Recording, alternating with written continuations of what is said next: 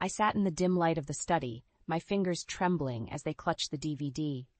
The label read, The Birth of Nathan, April 17th, 2023. It felt like an eternity since I had stumbled upon it, each moment stretching endlessly as I grappled with its implications. The conversation with Richard earlier that day echoed in my mind, his words cutting deep. Infertility treatment? Why bother with that? Just focus on your duties around here, he had dismissed. It was then I felt reduced to nothing more than a mere convenience in his life. As I heard the front door open, signaling Richard's return, panic and resolve warred within me. I quickly concealed the DVD under a stack of papers and braced myself. My heart pounded against my ribcage, but I couldn't let fear win. "Richard, we need to talk," I said, my voice steadier than I felt. He gave me a cursory glance, annoyance etched on his face. "What now, Emily? More complaints about feeling lonely or neglected?" Taking a deep breath, I confronted him. "It's about us, about our family. I found something today, Richard. A DVD." I watched his demeanor shift, a fleeting look of fear replacing his annoyance. "What DVD? What are you talking about?" "The Birth of Nathan," I said, allowing the name to linger between us. "Who is Nathan, Richard? And who is Laura?" His facade crumbled. Panic flickered in his eyes as he looked for an escape. "It's not what you think, Emily. You're jumping to conclusions." "Am I?" My voice rose, a mix of anger and hurt. "I watched it, Richard. I saw you there with her during the birth. You were there for her in a way you've never been for me." His silence was a deafening confirmation. My world, once so stable, was crumbling. The man I had devoted my life to was a stranger, his betrayal exposed in the cruelest of ways. The doorbell's chime broke through the tense silence. I answered it to find a man, probably in his late 20s, looking back at me with an anxious expression. "Hello, can I help you?" My voice was barely a whisper. The man hesitated. "I'm Daniel. Is Richard here? I need to speak to him about Laura. It's urgent." A cold shiver ran down my spine at the mention of Laura's name. This was no coincidence. "Please come in," I said, moving aside. "I think we have a lot to discuss, Daniel." As we sat in the living room, the puzzle began to assemble itself. Daniel, Laura's ex-boyfriend, believed he might be Nathan's father, a child Richard claimed as his own. My marriage, it seemed, was built on lies and deceit. "I need your help," Daniel's voice was laced with desperation. "I have to know the truth about Nathan." I looked at him, feeling a newfound resolve. "You'll have it. We both will." As Richard entered the room, unaware of the impending storm, one thing became crystal clear to me. My life was about to change forever. I never imagined that my life would become a twisted tale of deceit. As I lay in bed that night, unable to sleep, my mind replayed the years spent with Richard. Our marriage, once a source of joy, now felt like a beautifully wrapped lie. I remembered our wedding day, the promise of a future filled with love and shared dreams. Richard had seemed like the perfect match, a successful businessman with a charming demeanor. But soon, the fairy tale began to unravel. Our attempts to start a family became a silent battleground. Every month brought disappointment, and with it Richard's indifference grew. I became a shadow in my own home, my presence only acknowledged when chores or errands demanded attention. The memory of my last attempt to address our childlessness resurfaced. "Richard, it's been 3 years. Maybe we should see a doctor, consider fertility treatment?" His response was a cold dismissal. "We don't need that. Just focus on your duties here." His words stung like a slap. It wasn't just about a child. It was about being partners, supporting each other. But to Richard, I was just a fixture in his pristine house, a part of the background. My thoughts were interrupted by the chime of my phone. A message from Daniel. "Can we meet tomorrow? I have something to show you." Curiosity and a sense of solidarity with Daniel compelled me to agree. The next morning, over coffee in a quiet cafe, Daniel shared his story. He and Laura had been in a serious relationship before Richard swept her off her feet. Daniel's face twisted in pain as he recounted how he had lost Laura to Richard's allure and wealth. "But I can't believe Nathan is Richard's son," Daniel said, his voice firm. "I've seen pictures of Nathan, and there's a resemblance to me at that age." His words sparked a fire within me. Richard's betrayal was deeper than I had imagined. He didn't just cheat, he stole a child's identity, a father's right. Daniel slid an envelope across the table. "I've hired a private investigator. We'll get to the bottom of this." I felt a mix of fear and determination as I took the envelope. It was time to face the ugly truth head on.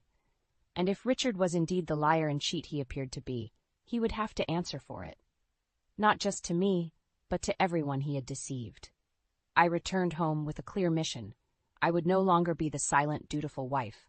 Richard's facade would crumble, and his true, repulsive nature would be exposed. And I would be the one to light the fuse. As I sat across from Richard at dinner, the silence was suffocating. Each clink of cutlery sounded like a thunderclap in the tense air. I could barely swallow my food, my thoughts consumed by the plan forming in my mind. "Richard," I finally broke the silence, my voice steady despite the storm raging inside me. "We need to talk about our future." He looked up, his eyes void of the warmth they once held. "What about it, Emily? Planning more vacations to fill your empty days?" The disdain in his voice was a sharp reminder of how far we drifted apart. "No, Richard, it's about us, about our family," I pressed on, feeling a strange mix of fear and empowerment. He scoffed, pushing his plate away. "What family, Emily? We don't have kids, remember? Or is this about that ridiculous DVD again?" I felt my resolve harden. "Yes, it's about the DVD, Richard. It's about Nathan, and it's about Laura." My heart pounded in my chest, but I was determined to confront him. For a moment, Richard seemed taken aback, his facade cracking. Then he regained his composure and sneered. "What do you want, Emily? An apology? An explanation? Or perhaps a share of my wealth?" His words were like venom, each syllable dripping with contempt. I stared at him, aghast at the man he'd become, or perhaps the man he'd always been. "You know what, Richard? I want the truth," I said, my voice rising. "I want to know why you brought that woman into our lives, why you lied to me, to everyone." Richard leaned back in his chair, a cold smile playing on his lips. "You want the truth, Emily? Fine. I was bored. You were always so busy playing the perfect housewife, so obsessed with having a child. Laura was different. Exciting." His confession struck me like a physical blow. He had betrayed our vows, our life together, for a mere diversion. I felt a surge of anger, hot and unyielding. "And Nathan?" I asked, my voice trembling with rage. Richard shrugged, his indifference a stark contrast to my turmoil. A convenient lie. Laura needed a father for her child, and I needed entertainment. I stood up, my chair scraping loudly against the floor. "You're despicable, Richard. You used a child, a woman, to satisfy your selfish needs, and you used me, your wife." Richard stood too, his eyes gleaming with malice. "And what will you do about it, Emily? Divorce me? Go ahead. You'll be left with nothing." His threat hung in the air, but it no longer frightened me. I had nothing left to lose. "I'll do more than just leave you, Richard," I said, my voice cold and resolute. "I'll expose you for the fraud you are. Everyone will know the truth about Richard the Great." As I stormed out of the room, leaving Richard in stunned silence, I knew there was no turning back. The battle lines were drawn, and I was ready to fight. I met with Daniel early the next morning, the winter sun casting a pale light over the city. He greeted me with a solemn nod, his eyes reflecting a shared determination. "We need to expose Richard, Emily," Daniel said as we found a quiet corner in the bustling cafe. "I have information from the private investigator. It's not pretty." I braced myself, knowing that whatever Daniel had to say would only fuel the fire of my resolve. "Tell me everything," I urged, my voice firm. Daniel slid a folder across the table to me. Inside were photographs, bank statements, and a timeline of Richard's deceit. It was all there in black and white. The affair with Laura, the secret payments, the lies he had woven so skillfully. "It's worse than we thought," Daniel said gravely. "Richard has been supporting Laura financially. He's been paying for her apartment, her living expenses, everything." I felt a cold fury settle in my chest. Richard had not only cheated on me, but had also used our resources to sustain his illicit affair. "And Nathan?" I asked, my voice barely above a whisper. Daniel hesitated, then spoke. "Nathan is most likely your child, Emily. Laura was already pregnant when she met Richard. He knew it and still played the doting father to the world." The revelation hit me like a tidal wave. Richard's betrayal was more profound than I could have ever imagined. He had stolen the identity of a child, my child, for his twisted game. "We have to bring this to light," I said, the words tasting like ash in my mouth. "We'll expose him at the family gathering. It's in 2 weeks. Everyone will be there." Daniel nodded in agreement. I'll be there too. We'll confront him together. The next 2 weeks passed in a blur of preparation and restless nights. I felt like a shadow in my own home, avoiding Richard's gaze, ignoring his attempts at conversation. My heart was set on one thing only: revenge. The day of the gathering arrived, a cold and clear winter day. The family home was filled with laughter and chatter, a stark contrast to the storm brewing inside me. As the evening wore on, I found my moment. I stood, my hands trembling slightly, and addressed the room. "Ladies and gentlemen, I have something to show you. Something that will change the way you see Richard." All eyes turned to me, including Richard's, which held a flicker of fear for the first time. I played the DVD, the images of Laura giving birth, Richard by her side, filling the screen. The room fell into stunned silence. "This is not just any woman," I said, my voice steady. "This is Laura, Richard's mistress. And the child? He's mine. Richard has been living a lie." The gasps and murmurs filled the room. Richard stood up, his face contorted with rage.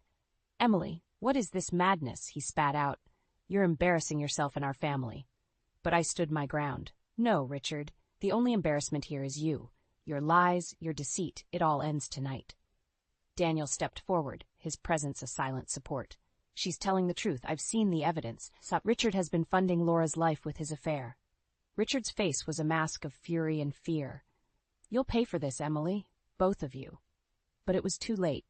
The truth was out, and Richard's world was crumbling around him. As the family erupted into chaos, I felt a strange sense of calm. I had done it. I had exposed Richard for the fraud he was, and in doing so, I had reclaimed my life. The family gathering had turned into a battlefield, and I stood at its center, my heart pounding with a mix of fear and triumph. Richard's mask of composure had slipped, revealing the man he truly was. "You've gone too far, Emily," Richard hissed, his face twisted in anger. "You're trying to ruin me with lies." His denial only fueled my resolve. "Lies? You call this a lie?" I gestured to the screen, still displaying the image of him with Laura. "The truth is right there for everyone to see." Murmurs rippled through the room. Relatives exchanged shocked glances, their expressions ranging from disbelief to disgust. Richard's mother, a kind woman who had always treated me like a daughter, her voice trembled with emotion. "Richard, how could you do this? To Emily, to our family?" Richard's gaze darted around the room, seeking an ally, finding none. "Mother, it's not what it looks like. Emily is manipulating everything." But his words fell on deaf ears.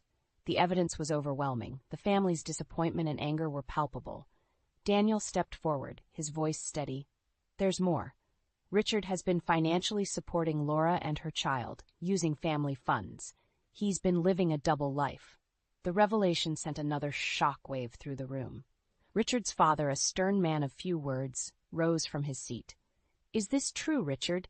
Have you been stealing from your own family?" Richard's composure crumbled. "It's not stealing. I earned that money. I can do what I want with it." His selfishness was on full display, and the family recoiled from him as if he were a stranger. "You're no son of mine," his father declared, his voice echoing with finality. I felt a strange sense of detachment as I watched Richard's world fall apart. He had built his life on lies and deceit, and now he was paying the price. "Emily, I'm sorry," Richard said, turning to me with desperation in his eyes. "I never meant for it to go this far. Please, let's talk about this." But it was too late for apologies. "There's nothing to discuss, Richard. I want a divorce, and I want you out of my life for good." The room fell silent, the weight of my words hanging in the air. Richard looked around, his expression one of disbelief, as if he couldn't comprehend how quickly his life had unraveled. As I left the room, followed by a stunned silence, I knew that this was just the beginning. Richard would face the consequences of his actions, and I would start a new chapter of my life, free from his lies. The days following the family gathering were a whirlwind. News of Richard's deceit spread like wildfire, tarnishing his once respected name. I watched from a distance as the empire he built on lies crumbled around him. Richard attempted to reach out, his messages oscillating between pleading and anger. "Emily, we can fix this. Don't throw away what we have over one mistake," one message read. The next would be filled with accusations. "You've ruined me. How could you be so heartless?" But I remained resolute. His words no longer held power over me. I was done being a pawn in his twisted game. As the divorce proceedings began, Richard's true nature became even more apparent. He fought tooth and nail for every penny, his greed overshadowing any remnants of the man I once loved. "I won't let you leave me with nothing," he spat during one of our meetings. "You think you can destroy me and walk away? I'll make sure you regret this." But his threats were empty, his power waning. The evidence of his infidelity and misuse of funds had left him with little legal ground to stand on. The final blow came when his parents, once his staunchest supporters, turned their backs on him. "We can't condone what you've done, Richard. You're no longer welcome in this family," his father declared, the disappointment in his voice cutting through the tense air of the courtroom. As I walked out of the courthouse, the final divorce papers in hand, I felt a weight lift off my shoulders. I was free from Richard, free from the web of lies that had ensnared me for so long. But my victory was bittersweet. I had loved Richard once, and watching him fall so far was not a cause for celebration. It was a sad, albeit necessary, end to a chapter of my life. As I started anew, I found strength in my newfound independence. I had faced Richard and his deceit head-on and emerged stronger. It was a testament to my resilience, a promise of a brighter future, free from the shadows of the past. The day I signed the divorce papers, I felt a complex mix of emotions. Relief, certainly, but also a sense of loss for what might have been. Richard, once a man I loved, had become a stranger defined by his greed and deceit. I started rebuilding my life piece by piece. The process wasn't easy. There were days when the weight of the past years seemed too much to bear. But with each passing day, I grew stronger, more confident in my newfound independence. One afternoon, several months after the divorce, I found myself at a small, quaint cafe. The place was a stark contrast to the lavish lifestyle I had once known with Richard. It was here, amidst the simple, unpretentious surroundings, that I finally felt at peace. As I sipped my coffee, lost in thought, a familiar face caught my attention. Daniel walked in, looking around before his eyes met mine. He smiled, a warm, genuine smile that reached his eyes. "Emily, it's good to see you," he said, taking the seat opposite me. "Daniel, how have you been?" I asked, returning his smile. "Well, I've been busy, working on a new project, keeping myself occupied," he replied. "And you? How are you holding up?" I took a moment before answering, reflecting on the journey I had been through. "I'm doing well, actually. It's been a time of self-discovery, of healing." We talked for hours, our conversation flowing easily. Daniel shared his dreams for the future, his passion for his work. I found myself opening up about my aspirations, my hopes for a new chapter in my life. As the cafe began to empty, Daniel reached across the table, taking my hand in his. "Emily, I've seen the strength and courage you've shown. You've inspired me in more ways than you can imagine."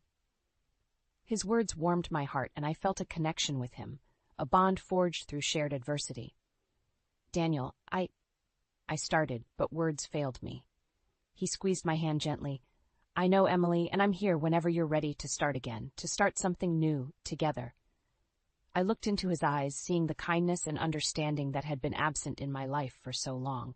In that moment, I realized that while one chapter had closed, another was waiting to be written. "Thank you, Daniel," I whispered, a sense of hope blossoming within me. "I think I'm ready to start that new chapter now." As we left the cafe together, I felt a lightness in my step, a sense of optimism about the future. Life had thrown me into the depths of despair, but I had emerged stronger, ready to embrace whatever lay ahead. All right, everyone's presentations are done. Nick, the manager, said as he tried to move the discussion forward. Excuse me, I haven't. I recently found out something. Nick interrupted me and began to speak. There's apparently someone in this department who didn't graduate high school and is just a part-timer. Meetings should be for employees only. Absolutely right. His lackey, Mike, of course, agreed with Nick. I'm leaving. After leaving the meeting room, I started to shut down my computer. I noticed that an email had arrived, not in my personal inbox, but in the company's shared email. Thinking, there's no point in speaking up, no one will listen, I went home quietly. The next day, I heard a commotion from Nick's desk. He was staring at his computer screen, his face pale. Nick? Is something wrong? Mike looked at the screen with him. and he turned even paler than Nick. Why is he so angry? Knowing the reason for Mike's distress, I thought to myself, serves them right. My name is Adam. My mother passed away when I was in the 9th grade, and I was raised by my father. Well, you could hardly call it being raised. After my mother passed, my father changed. He drowned his sorrows in alcohol, and though he still went to work, he squandered our living expenses on horse racing. Because of that, I had to start working part-time as soon as I entered high school. Every month, I went to the convenience store with bills in hand that couldn't be auto-deducted from my father's account. Even though I endured it because I didn't want to be alone, I reached my limit in my second year of high school and dropped out. I found a live-in job at a distant inn. Thank you for everything. The day I left home, my father, still staring at the TV, spoke. Take care. That was our last conversation. Back then, 18 wasn't the age of majority, so I needed my father's permission to work, and I couldn't hide my place of employment. Yet, my father never visited me even once. I kept working just to survive, and before I knew it, I was 42. Years of hard work paid off, and I was transferred to the headquarters. I was thrilled to be recognized by the company, as I thought I'd be working in the field until retirement due to my lack of formal education. Listen up. Our work can change the future of our employees. Don't drag us down. On my first day after the transfer, Nick, dressed in an expensive suit, spoke sternly. There was a reason for this. Our inn was located in a prominent tourist destination, known so well that everyone in the state could sing its commercial jingle. At its peak, we had 5 locations within the state. But that was long ago. Due to financial difficulties and aging facilities, only the place where I had worked for many years and the original establishment remained. I was prepared to lose my job anytime, but now there was a glimmer of hope. With the rise of social media, the tourist area where the inn was located started gaining attention again. Depending on how hard the sales department, where I was transferred, worked, we could either thrive or be forced to give up this prime location to the new hotel chains continuously popping up. For Nick, who had switched careers from another industry to strengthen our sales, this was a battle he couldn't afford to lose. I understood why he had to be strict. I will do my best. Nick sneered at my enthusiastic declaration. Did you not hear what I said? I'm sorry. I thought I was listening carefully. Out of habit from years of customer service, I apologized reflexively, though I had no idea what had offended him. Someone was watching me with a smirk. In this department, there are those who are expected to excel and those who have been shoved here because they have nowhere else to go. You are the latter. It was Mike, the section chief. He's 7 years younger, at 35. But he was called to headquarters much earlier than I was and had been moving around within the headquarters ever since. I'm not jealous, but I can't accept that he's my boss. Graduating from a prestigious university, he has an unusually high pride and caused many problems as a newbie, making things very difficult for me when I was the front desk leader. When I found out Mike was transferred to the sales department a month before me, I was disheartened. Mike is right. With just a middle school diploma, there's not much you can do. Don't even think about achieving results. As if I didn't exist, Nick remarked, I'm thirsty. Mike eagerly ran to the coffee maker. It seems Mike is Nick's lackey. I regretted being happy about my transfer to headquarters, wishing I had stayed on site forever. Send a direct mail to every company on this list by the end of the day. Nick only assigned me tasks that even a new graduate could handle. What? There are over 1,000 companies. You want me to send to all of them by today? Yes, if you and your fellow misfits split the work, even those with nowhere else to go should finish by today. I glanced at the employees typing away expressionlessly. They were worn out from customer service, only thinking about leaving on time, or were women reassigned after having children, with zero motivation for work. Even Sam, a new graduate from the same university as Mike, who was supposed to be among the expected achievers, had no enthusiasm for the job, having joined the company wanting to do customer service. I don't care what they say, I plan to quit anytime, he said. Only Nick and Mike were highly motivated, making all the decisions between the two of them. I originally only wanted to work at the inn to survive and had no particular attachment to this job. I swallowed my words, thinking I had no right to reprimand them. About a month after the transfer, Nick told us with a frustrated look. To commemorate the 50th anniversary, we've decided to create a plan exclusive for one group per day. Originally, Mike and I were supposed to come up with it, but our president, Mr. Thompson, insists on hearing everyone's opinions. So, you all get a chance. As Nick explained, Mike began handing out prints. Make sure not to embarrass Nick. If your ideas are half-baked, you'll have to redo them. It seemed that they had printed his handwritten notes by Mr. Thompson, which included several questions and a section for free responses. It made sense why Nick had to seek our input, given that all responses had to be submitted to Mr. Thompson. We were given a week to think about it, and a meeting was scheduled to compile our ideas. My plan is to let guests enjoy both the old and modern America. Nick began the presentations. Guests would watch a master confectioner at a nearby traditional sweet shop make sweets in front of them. The welcome drink would be premium tea in a bottle. Nick's plan was certainly attractive. After his presentation, Nick called on us to present in the order we were seated. Just as I stood up for my turn. All right, everyone's presentations are done. Excuse me, I haven't. I recently found out something. Nick interrupted me. There's someone in this department who didn't graduate high school and is just a part-timer. He was likely talking about me. I joined the company as a part-timer and was made a full-time employee when I turned 20. That was 20 years ago, so Nick and Mike probably had no chance to know until recently. Meetings should be for employees only. Absolutely right. After that, Nick kept creating opportunities to solicit everyone's opinions, purposefully excluding me from speaking. The meeting unexpectedly heated up and went past the scheduled end time. A few people asked to leave, and the discussion continued with the remaining few. Still here? Normally, you'd leave in that situation. Though I had no attachment to the job initially, hearing kind words from customers made me want to make them happier. For someone like me, with nowhere to go, the inn was my home and customer service was my life. I felt pathetic about my current self. I'm leaving. I left the conference room and started shutting down my computer. I noticed an email had arrived, not in my personal inbox, but in the company's shared email. Thinking no one would listen to what I had to say anyway, I quietly went home. The next day, while preparing the DM as instructed, I heard a commotion from Nick's desk. In his haste to stand up, he hit his knee on the desk. He stared at his computer screen, his face pale. Nick! What's wrong? Mike, thinking he should be the first to rush over, approached Nick while still wearing his coat. He peered at the screen with Nick. And he turned even paler than Nick. Why is he so angry?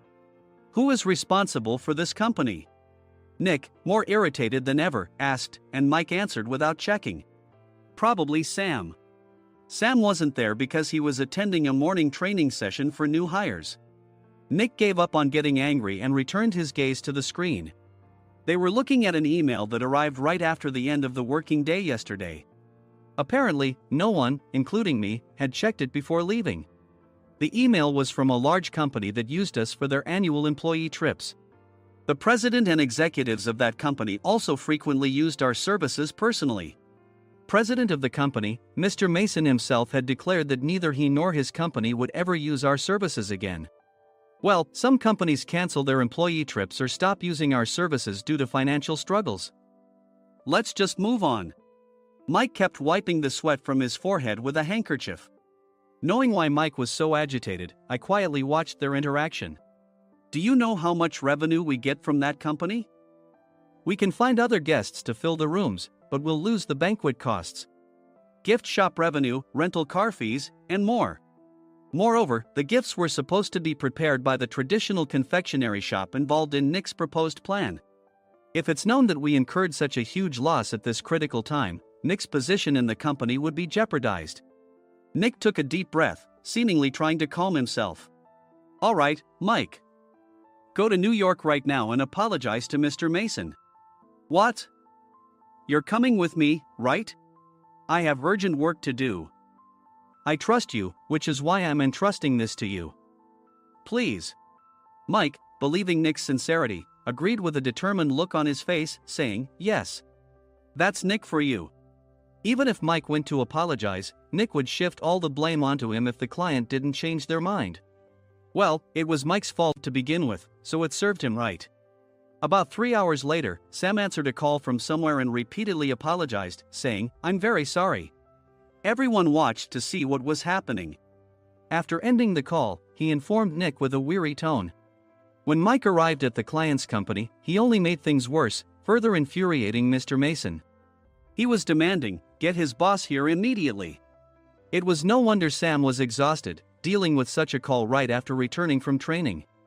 "What is that idiot doing?" "All right, Adam, you're coming with me. If sacrificing Mike didn't work, then I must be next." Normally, I'd want to refuse at all costs, but I saw an opportunity in this situation. "If I can be of assistance, I'd be happy to join you." I immediately followed Nick, and we flew to New York. When we introduced ourselves at the reception, it became clear how serious the situation was, as the receptionist personally escorted us to the president's office. Angry voices leaked through the door, making both Nick and me uneasy. "Excuse me. I'm Nick, the supervisor. I understand my subordinate has caused you trouble, and I deeply apologize." Nick, with his experience in the corporate world, knew enough to offer an apology before excuses. However, his customer service skills left much to be desired. I sighed as I saw Mike trembling like a small dog in the corner of the room. "What kind of training are you giving your subordinates?" Mr. Mason glared at Nick with a red face. The intensity of his gaze made even Nick take a step back. Regrettably, I joined this company only 2 years ago and was unaware of Mike's issues. I should have identified his shortcomings sooner. Indeed, I should have realized sooner. No sensible person would come to apologize and then give a lengthy presentation on the drawbacks of not using their in. Nick froze, his mouth slightly open. Suspecting the worst, I picked up the documents that had fallen to the floor. It seemed Mike hastily prepared these documents on the plane, listing the disadvantages. Disadvantage 1: if you change the venue for the company trip, employees might suspect it's for cost-cutting reasons, leading to a negative impression. Reading it aloud half-jokingly, Nick snatched the papers from my hand and checked the contents with a furious expression. Among the stack of documents was a receipt from a nearby convenience store's copy machine. I felt a pang of dread, hoping he hadn't shown the receipt as well. What do you think he said when I asked what kind of nerve he had to do this? "I'm very sorry." Faced with the dire situation, Nick must have thought there was nothing left to do but apologize. In a voice smaller than I'd ever heard from him, he uttered words of apology. He said, "I'm a Harvard graduate. I don't believe I said anything wrong." "Mike, what have you done?" Forgetting his plan to pin the blame on Mike, Nick yelled loudly, even in front of Mr. Mason. "I didn't do anything wrong." "You're still saying that? Look at him." Mike pointed at me with a shaking hand. "I was assigned to headquarters in my 20s and now I'm a section chief. This guy only made it to headquarters at 42. Everything I've done proves I was right. So why are we losing the contract?" Having said his piece, Mike collapsed to the floor. "Of course. You were sent there because you had nowhere else to go." Mike never expected to hear such words from someone he looked down upon. He lunged at me, and Nick hurriedly stepped in to stop him. "Mr. Thompson told me Mike is a quick thinker, and to take good care of him." There's no way he was pushed aside. "Don't make things worse here. He didn't say quick thinker, he said only quick-witted, didn't he?" I don't remember that part." I recalled the many troubles Mike caused when he was a newbie. When Mike was on the front line, his pride was so high that he never apologized to customers. Customer service, especially in our job, doesn't work alone. It brings both good and bad situations. If the front staff or housekeepers made mistakes, or the cleaning company didn't properly clean a room, one had to apologize to the customers regardless of personal fault. Mike, in such situations, would never apologize, insisting he wasn't at fault. This often angered customers, and as the front desk leader, I frequently had to apologize on his behalf. He caused complaints and disrupted operations, which is why he was quickly moved to headquarters. In departments where he didn't interact directly with customers, his quick thinking was beneficial and things went well. but it seemed his flaws were starting to show.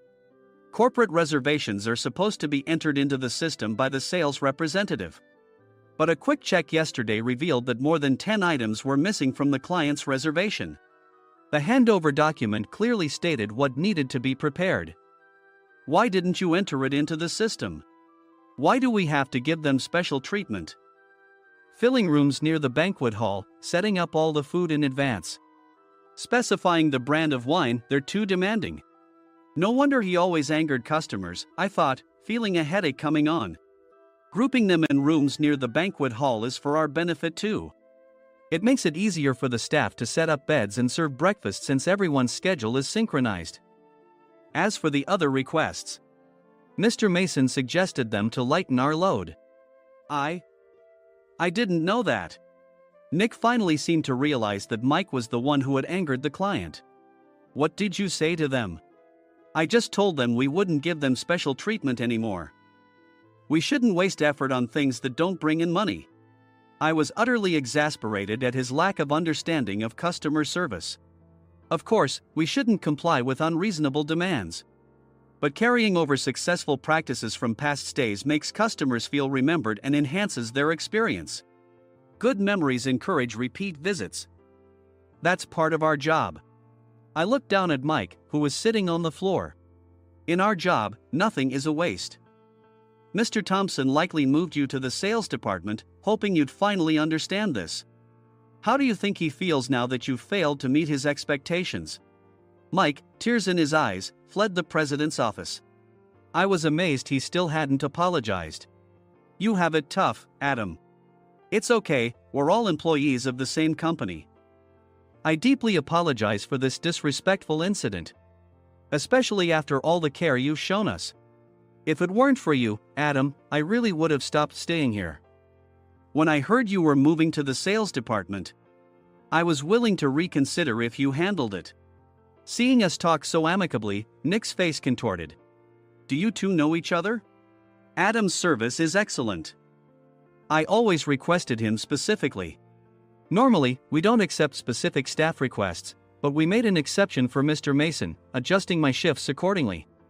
He had personally stayed at our hotel just before my transfer, and during casual conversation, I mentioned, I'm moving to the sales department soon. If I hadn't told him then, things could have been much worse.